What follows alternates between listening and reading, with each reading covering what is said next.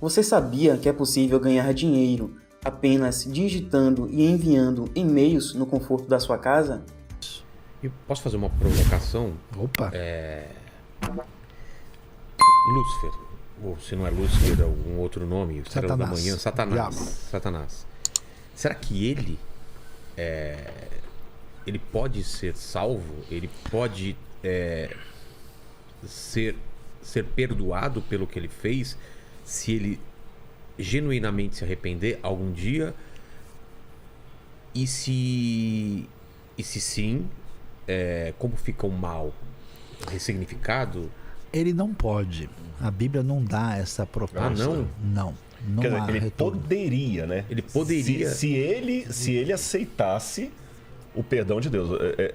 Estou colocando o verbo assim no futuro Mas, subjuntivo. Assim como mas o ser ele humano, não, ele se já... ele falar, algum momento, chega a segunda volta de ele Jesus já foi longe demais. e fala, Então, mas eu reconheço ele como meu salvador. Ele já foi longe demais. ele gastou suficientemente o cartucho do seu arbítrio de modo que não há retorno. Ah, é? Eu acho que nesse ponto você vai concordar comigo. Houve um tempo que ele poderia... Porque imagina o seguinte, a pessoa vai se afastando de Deus, e tem uma hora que ele não consegue voltar mais. Teve a queda, ele luta um terço do céu e cai. Ali ele ainda poderia se arrepender. A Bíblia pode ser, a Bíblia não dá essa. A Bíblia não dá. A gente só pode dizer o seguinte, eu acredito, não sei se o Saio vai concordar comigo, porque eu quero até ouvir sua opinião, que houve um período que eu não sei precisar de quanto, nem quando, que ele poderia voltar atrás. Mas sabe quando a pessoa vai ainda tal porque assim, como é que eu vou dizer? Perder a salvação é muito mais difícil do que ganhá-la. Ah, é? Porque você está lutando contra o Espírito Santo.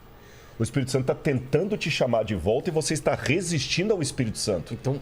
E chega a um tal ponto que Jesus até chama de o pecado contra o Espírito Santo, para o qual não há mais perdão, que a pessoa vai a tal ponto que ele não tem mais caminho de volta. Isso pode acontecer com seres humanos. É isso que eu ia falar. Eu ia entender claro. para ser humano. Não, Jesus, para ser claro. humano. Sabe onde você vê isso? Onde? No cinema. Você vê isso num filme muito interessante chamado Barrabás. Famosa com o Anthony Quinn. É um clássico do cinema baseado na obra de um sueco muito famoso chamado Per Lagerkvist, que ganhou o prêmio Nobel. E a história é muito interessante. Ele sugere, né, que o Barrabás acompanha, vê tudo. E ele sabe o que aconteceu e ele tenta. O Barrabás ali é o Anthony Quinn. Sim. E ele tenta crer em Jesus, não consegue. Por quê? Porque ele foi longe demais e gastou a sua liberdade. Então ele discute essa questão dos limites da liberdade humana. Naquela votação lá, Barrabás ou Jesus? Ou... Então, é um filme romanceado, é claro, é romanceado. É romanceado. Mas ele aí pega acontece que o Barrabás sai, escapa e descobre o que aconteceu. E aí ele vai tentar entender o que houve, quem é esse cara, por que eu... E ele tenta crer, mas não consegue. E eu tenho visto isso em pessoas. Pessoa chega num ponto onde ele resiste ao amor de Deus, ele endurece o coração, ele fecha a porta, de modo que ele não consegue mais. É como se a pessoa tivesse... A Bíblia diz isso. Jesus falou para os caras do seu tempo, vocês receberam da parte de Deus um juízo, que Deus deixou você ir longe demais, que vocês têm olhos para não ver, ouvidos para não ouvir, para que vocês recebam o desdobramento do que vocês fizeram. Então você tem um limite, né? O próprio Judas aparentemente chegou a esse nível que ele já não tinha mais. Sim. Não há como não tinha mais. Eu falo assim, aquele que me entregou a você, pecado maior tem. Agora, mesmo assim, Jesus ainda lutou com Lúcifer até o final, porque na Santa Ceia Jesus coloca Judas do lado Judas, dele. não Lúcifer, Judas. Judas. Na Santa Ceia Jesus põe Judas do lado dele, na cultura da Páscoa. E na cultura do Oriente Médio, na hora de sentar à mesa, os mais íntimos, você colocava um do lado ou do outro. Aí fica João, que era o discípulo amado. Jesus lavou o pé. E por que ele colocou Judas, então? O ato de amor. A última oportunidade. Oportunidade. E mesmo assim... E lavou os pés dele. E lavou os pés dele, exatamente. Jesus não o impediu de participar da Páscoa. Ele que levantou e saiu. Vendo que Jesus lavando os pés aqui, na atitude de humilhação, humildade. Sabendo que aquele levantando os olhos e o Judas olhando para ele. Nossa, cara. Aquele que me trai. E com um detalhe, nesse momento o Judas já tinha pegado as moedas e já tinha feito todo o acerto lá. Já. Não foi depois que ele saiu dali. Mas ainda podia voltar atrás. Aparentemente é difícil bíblica. A Bíblia não... Acho que até foi uma providência divina. a Bíblia só nos permite predicar sobre alguns caracteres depois que já passou. Mas enquanto a história está em curso, Jesus falou, não julguem para que vocês não sejam julgados. E ele falou da parábola do joio e do trigo. Ele falou, o joio e o trigo vão crescer juntos até a vindima. Então você não sabe quem é quem ainda. Por que eu digo? Porque aí a gente entra num perigo que é o seguinte. Tem o perigo da graça barata, que o Dietrich Bonhoeffer falou, né? A graça de graça não é graça barata. Mas tem o perigo do legalismo. E qual que é o grande drama do legalismo? É que você começa a selecionar as pessoas pelas boas obras que ela comete. Isso é legalismo? Isso é o legalismo. É aquela ideia que a lei me salva, quanto mais caridade eu fizer, mais santo eu sou, quanto mais oração... É uma barganha com Deus. Você não faz espontaneidade de amor, é pra E você vê que pontinho. interessante, ele citou o filme do Barrabás.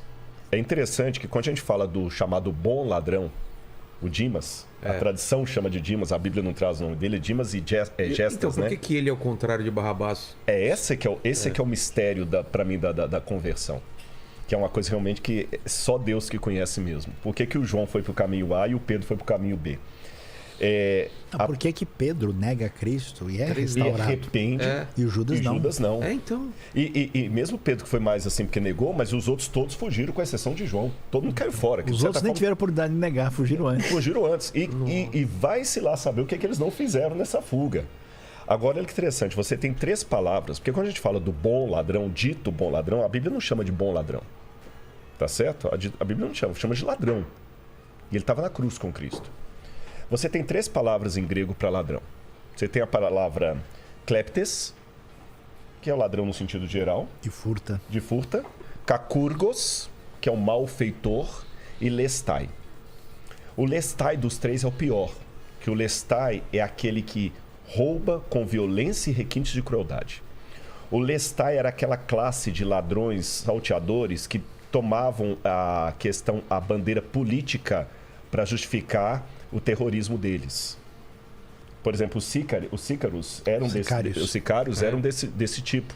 Teve uma vez lá em Engedi que eles mataram 700 mulheres e crianças. Quando Jerusalém, o Flávio José fala que quando Jerusalém foi cercada pelos romanos, os próprios sicários botaram fogo no armazém de comida para obrigar o povo a lutar por eles. Então eles eram terríveis. E quando o Evangelho de Mateus fala do episódio dos ladrões na cruz, fala que os 2 malfeitores blasfemavam contra Jesus. Os 2. Então dá a entender que aquele que se arrependeu, num primeiro momento, ele também falou bobagem como o outro.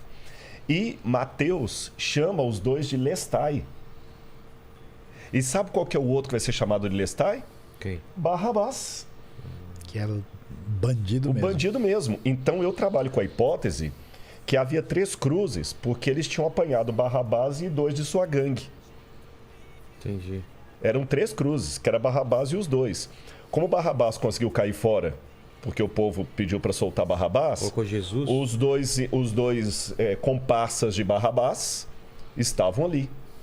E aí você vê que interessante que se olhar obra por obra, ou humanamente falando, aqueles 2 ladrões na cruz estavam na mesma situação de Barrabás. Teoricamente, num caminho sem volta. Mas um deles voltou. Então você nota que é tão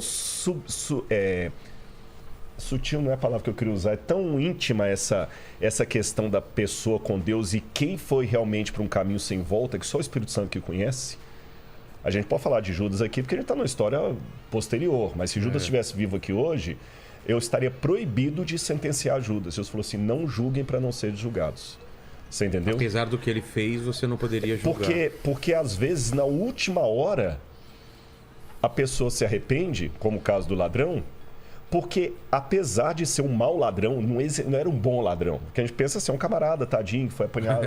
A gente cria um romance, porque a gente gosta de histórias com final feliz. Então a gente imagina uma história bonita para aquele bom ladrão para justificar ele, tadinho, tá ali, né? Não, ele era perverso como o outro. Mas alguma coisa nele o impediu de ir ao caminho sem volta. Entendi. Agora, o que é essa coisa que impede alguém de ir para o caminho sem volta e o outro vai? Isso é muito... só Deus é juiz. Só Deus é juiz. Só Deus que sabe. Agora, dá a impressão nítida que o Judas nunca acertou os ponteiros, né? Ele se mata depois, Na né? Bíblia diz que ele roubava, né? Que ele era ladrão. Ele era ladrão, ele questionou. Eu tenho a impressão que o Judas, quando começou a ver Jesus, falou: pô, esse cara tem futuro. Ninguém fala que nem ele. Eu vi ele fazer uns negócios muito loucos que ninguém consegue fazer isso. Esse cara é a nossa esperança para derrubar os romanos e arrebentar esse negócio. À medida em que ele vai convivendo com Jesus, ele vai se decepcionando. Fala: não, esse cara aí, até o rapaz, esse rabino é gente boa.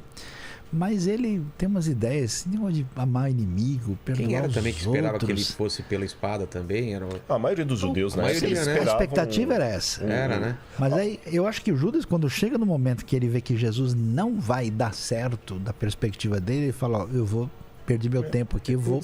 Ele vai ser morto mais cedo ou mais tarde. Deixa eu ganhar uma grana, pelo menos. Ele vai lá e de imaginar se trata, isso aqui é uma especulação que eu estou fazendo, viu, Sayão? A Bíblia não diz isso. Como possibilidade. Vai que, porque ele viu Jesus fazendo milagres também. Sim. Vai que ele também pensou assim. Não estou negando o que o Sayão falou, estou colocando como uma hipótese aqui, né? Olha, esse camarada aí, ele faz milagre. Porque eu já vi ele multiplicar pão, já vi ele expulsar demônio. De repente ele está precisando de um empurrão. Eu vou provocar. Você tá entendendo? Não, porque senão ele imagina, o cara vai ressuscitar e eu porque o que ele pega, cara que condenei. Sabe por que eu tô colocando isso? Porque o que ele recebe para atrair Jesus também é muito pouco. 30 moedas é pouco? É pouco. Não é para ficar rico, é moeda de prata, se fosse moeda de ouro. De ouro era pouco, ele não ganhou tanto assim, ele podia ter pedido muito mais. Ganhou um mês de salário de um trabalhador comum. Entendi. Agora você vê, se a gente fosse julgar por aparência, por isso que eu falei, enfatizei, Sayão concordou, é só Deus que é juiz. Se eu fosse olhar por aparência, o único discípulo que eu daria nota 10 era Judas. Era o mais bem preparado. Sim. Todos os discípulos de Jesus, pelo que a gente entende, eram da Galileia. Ele, se fosse numa igreja, era todo mundo falando. Aquele é o cara. Foi melhor que os outros. Foi melhor que os outros. O único que provavelmente era da Judéia era Judas. Ele. Porque era Judas Iscariote. Iscariote, que é uma cidade da Judéia. E tinha uma rivalidade naquela época. Sotaque diferente. Que os judeus da Galileia eram judeus de segunda categoria. Por isso que um dos primeiros problemas de Jesus ser judeu é que ele era galileu. Judeu padrão Chico Bento. Judas não. O Judas ele era da Judéia. Então, assim, pela época, você entendeu? Ele era o cara que tinha mais sentido. Que você põe esperança, né? Esse cara tinha boas promete, relações, né? e tudo. E o próprio fato dele ser colocado como tesoureiro, sendo que Levi Mateus era contador. Sim. E ele, que é o tesoureiro, você vê que, tecnicamente falando, lógico que eu estou lendo as entrelinhas, tá? A Bíblia não deixa tão claro isso. A Bíblia só fala que ele era o tesoureiro e que Levi Mateus tinha sido cobrador de impostos. Teoricamente, Levi Mateus deveria ser o tesoureiro do grupo. E Jesus permitiu que fosse Judas. Mesmo como essa parte está na Bíblia, ele punha a mão... Como é que tem a expressão? Ele punha a mão no ele tirava da bolsa. Né? Da bolsa. Então ele já roubava naquela época. Então, coisa antiga. É complicado, mas tem uma frase interessante do John Newton, Paraíso Perdido, que ele fala o seguinte: no céu nós vamos ter 3 surpresas.